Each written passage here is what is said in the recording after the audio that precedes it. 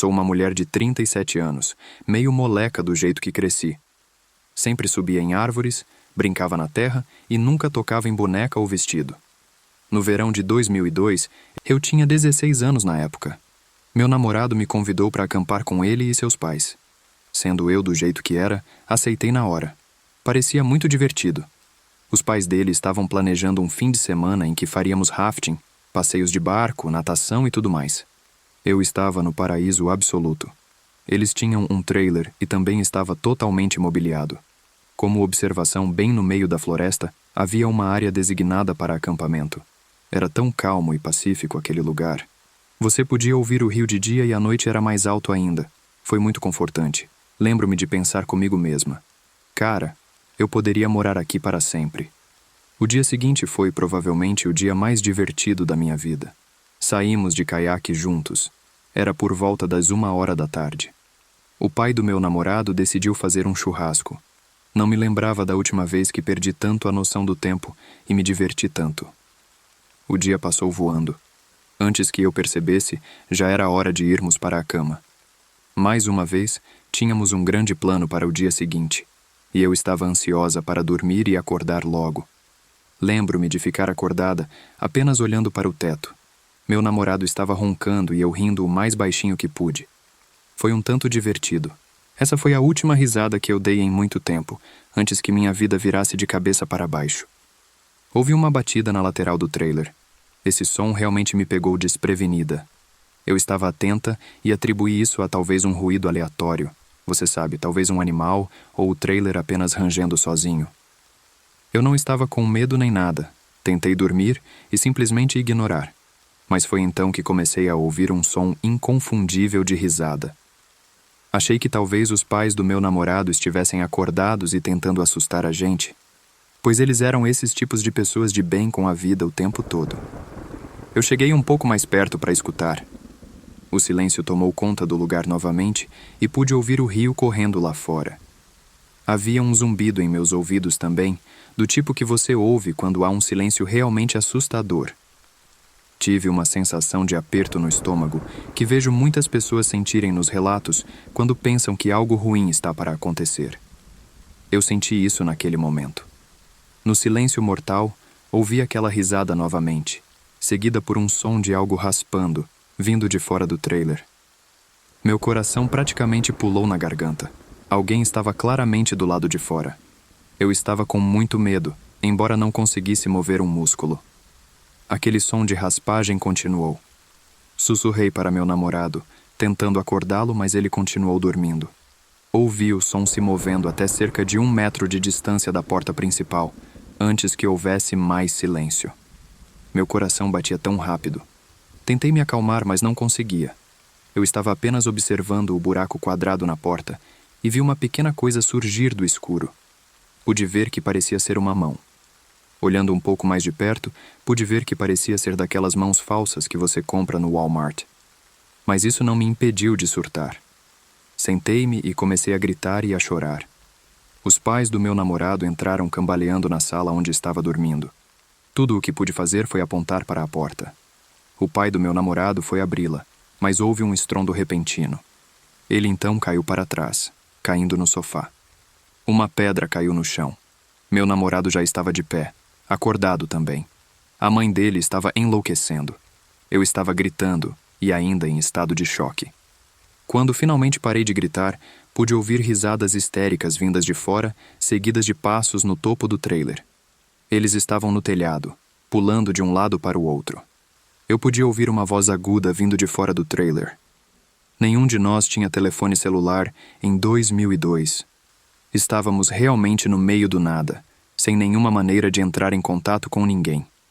O trailer estava balançando muito nesse momento e parecia que o teto iria afundar. Houve um estrondo no batente da porta lateral. Quando o homem a quebrou com alguma coisa, ele estava gritando e rindo. Foi a coisa mais assustadora que já vi. Era perturbador. Meu namorado estava com uma arma em suas mãos. Ele abriu a porta e disparou aleatoriamente. Os pulos no teto pararam imediatamente e os gritos lá fora também pararam. Olhei para meu namorado e havia uma janela logo atrás dele. Eu pude ver um rosto na janela. Eu sabia que era um homem porque pude distinguir nele o contorno de uma barba. Isso foi tudo que eu realmente pude ver. Ele levantou uma luva e acenou para mim.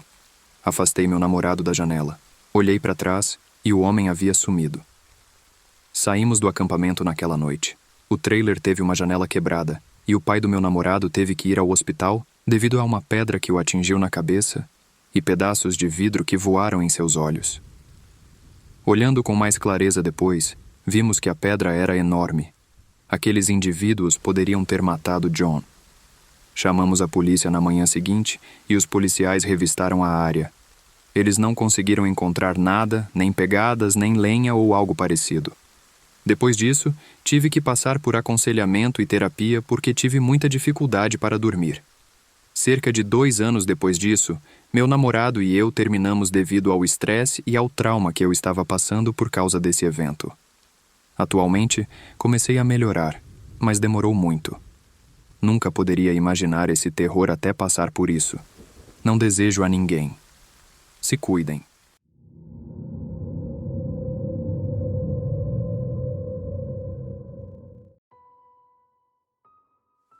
Pessoal, ouvi essa história de um de meus amigos alpinistas, que gosta muito de escalar montanhas. Faço parte do mesmo clube que ele. Ele me contou sobre uma espécie de pedágio para subir uma montanha. Ele disse que pagou um valor e o cara anotou seu endereço e informações em caso de emergência. Ele chegou às 8 da noite naquele lugar, o que é muito mais tarde do que o normal para ele. Ele estava escalando sozinho naquele dia e se preparando. A altitude era elevada e decidiu, antes de chegar, que passaria a noite no cume. Porém, lá no pedágio, o cara que recebeu o pagamento disse que havia uma cabana não tripulada lá em cima, que ele seria mais que bem-vindo para usá-la. Ele gostou mais dessa ideia do que passar a noite em sua barraca. Ele sentiu que, por causa disso, poderia realmente aproveitar o tempo e a experiência de escalada. Ele subiu ao cume sem incidentes e apreciou todas as vistas deslumbrantes. Quando chegou lá, ele era o único no cume e a cabana estava vazia. Ele preparou um café, olhou para a montanha e viu o esplendor da natureza, assistindo ao pôr do sol. Quando a noite chegou, começou a ficar mais escuro e mais frio. Então ele foi para a cabana. Ele trouxe um pouco de álcool e bebeu um pouco enquanto preparava o jantar e ouvia a rádio. Ele estava muito cansado depois do jantar, bebendo, caminhando e tudo mais. Ele decidiu ir para a cama e dormir um pouco, para poder começar a descida de manhã cedo. Ele desligou a lanterna e tudo virou um breu. Ele disse que não teve problemas em adormecer devido ao cansaço. No meio da noite, ele acordou com um som estranho. Parecia que a porta estava chacoalhando. Isso o assustou um pouco porque, quando ele verificou a previsão do tempo, não parecia que seria uma noite particularmente ventosa. Ele ouviu atentamente o som e logo percebeu que não era o som do vento. Era outra coisa. Para ele, parecia o som de alguém tentando abrir a porta e o som de pessoas andando lá fora. Sabe quando você está no escuro em busca de algo, como a maçaneta da porta? Ele disse que parecia exatamente isso. Uma rápida olhada em seu relógio e ele viu que já se passava das 2 da manhã. Ele não achava que outro alpinista estaria tentando escalar a montanha a essa hora da noite no escuro.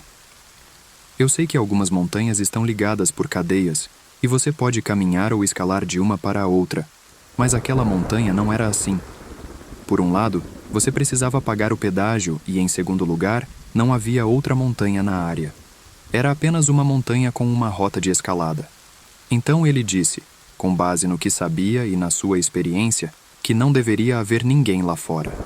Ele disse que era impossível, e isso o aterrorizou. Ele estava deitado no saco de dormir, tremendo. Ele não teve coragem de sair. Fingiu estar dormindo, mantendo os olhos ligeiramente abertos, esperando e torcendo para que o barulho do lado de fora da porta parasse ou desaparecesse. Depois de alguns momentos, ele ouviu o som da porta se abrindo. Ele disse que estava orando profundamente em seu coração quando ouviu aquele som. Ele arregalou um pouco os olhos e disse que viu 4 figuras junto à porta aberta, iluminadas pela fraca luz de fora. Um menino, uma menina, um homem e uma mulher. Eles estavam vestindo roupas velhas e rasgadas. Eles não carregavam lanternas e pareciam estar completamente acostumados com o frio e o escuro. Eles entraram na cabana sem dizer nada. Meu amigo fechou os olhos e rezou para que eles fossem embora. Ele estava com medo daquelas pessoas. Não havia como eles estarem lá. No entanto, lá estavam eles. E agora eles estavam na cabana com ele. Ele ouviu passos pelo piso de madeira. Eles pareciam estar procurando por algo. Meu amigo ficou o mais imóvel que pôde para não alertá-los de sua presença. Depois, com a mesma rapidez com que chegaram, saíram sem conversar e sem fechar a porta da cabana. Ele disse que assim que os viu partir, ele jogou apressadamente todas as suas coisas na bolsa e começou a descer. Não tenho certeza se ele verificou se faltava alguma coisa ou não, mas essa teria sido uma das primeiras coisas que eu teria feito. Ele se vestiu e rapidamente se preparou para a descida, que tinha uma grande chance de não acabar bem. Ele desceu a montanha o mais rápido que pôde e ainda estava aterrorizado. Havia algo naquela família que realmente o aterrorizava. E não sei se ele deixou algo faltando nessa história, pois tenho uma sensação que sim. Quando chegou ao fundo, falou com o homem no pedágio e contou-lhe sua experiência. Ele disse que não seria certo não mencionar o que aconteceu. Ele não se importava se isso o fizesse parecer idiota. O cara do pedágio disse a ele que ele era o único na montanha naquela noite, e isso o perturba até hoje. O cara do pedágio, então, disse que há alguns meses uma família desapareceu naquela montanha, e nenhum sinal deles foi encontrado. Porém, eram 3 pessoas, e não 4, como ele viu. Foram espíritos ou a família ainda estava viva? Eu me pergunto se eles estavam caçando comida ou algo assim e foram atraídos para a cabana.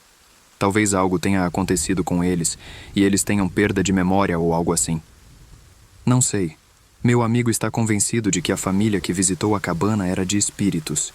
Ele nunca esquece aquela noite, e dá para ver em seus olhos que é verdade.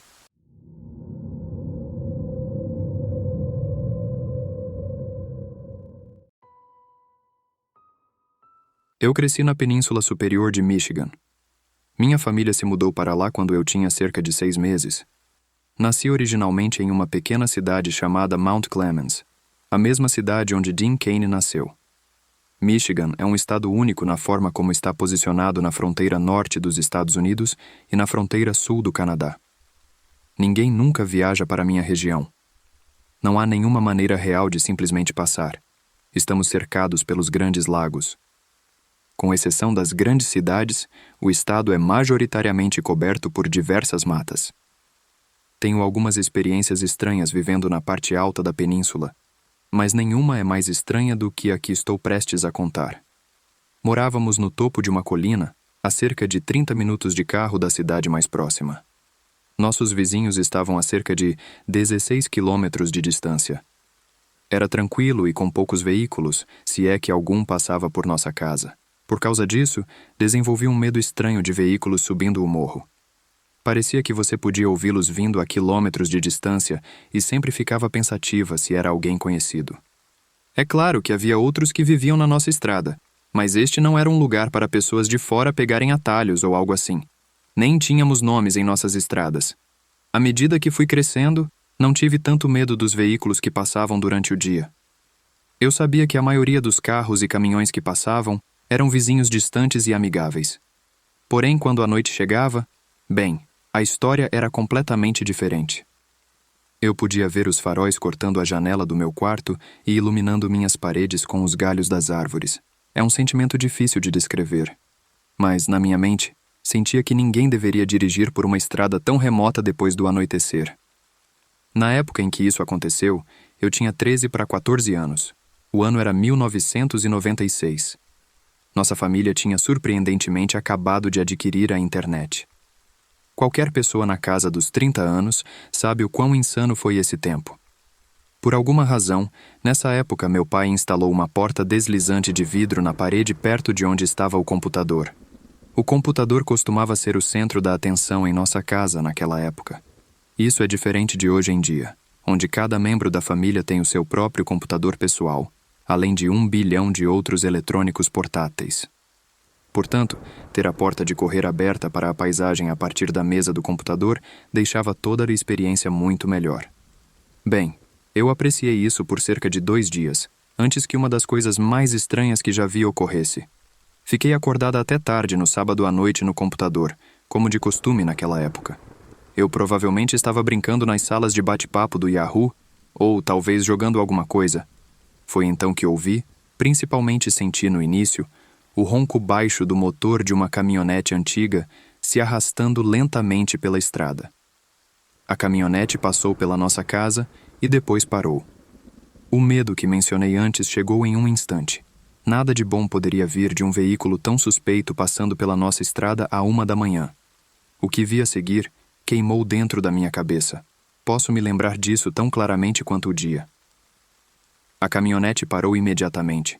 Um homem abriu a porta do passageiro e rapidamente correu para o lado do motorista. Isso, sendo muito longe para que eu pudesse dar uma boa descrição física, mas percebi que o passageiro era muito maior que o motorista.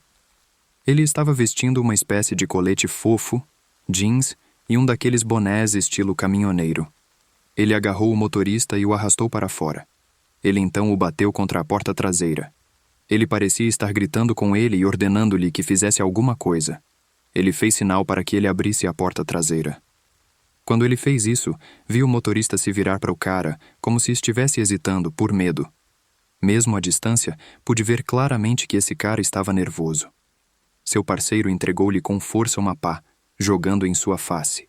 O passageiro então apontou para um local na beira da estrada, atrás da caminhonete. O motorista, em pânico, começou a cavar freneticamente onde o passageiro havia apontado. Ele cavou por cerca de 5 minutos sem parar, fez uma pausa e depois olhou. Os dois trocaram algumas palavras que eu não conseguia entender. Eles então arrastaram algo para fora da carroceria. Eu só poderia descrever como um saco de dormir fechado, com um corpo obviamente ainda dentro. O passageiro caminhou até o buraco e jogou lá dentro. Os dois homens, então, fizeram uma tentativa fraca de cobrir o buraco antes de fugirem apressados. Essa é a parte mais assustadora de tudo. Quando saí para a estrada na manhã seguinte, o buraco estava vazio.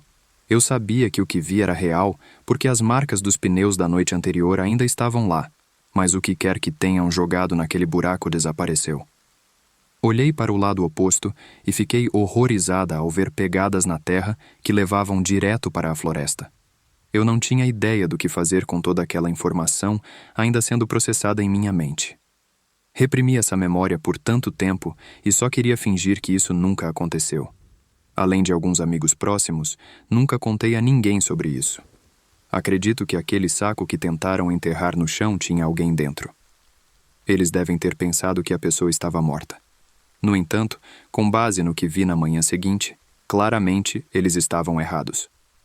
Você pode atribuir tudo isso à minha imaginação, se quiser, mas mantenho o que disse. Existem algumas coisas neste mundo que nunca serão capazes de explicar, e mesmo que pudesse, é provável que não gostasse muito da resposta. Mas em relação a tudo isso, tenho certeza que era uma pessoa e que ainda estava viva.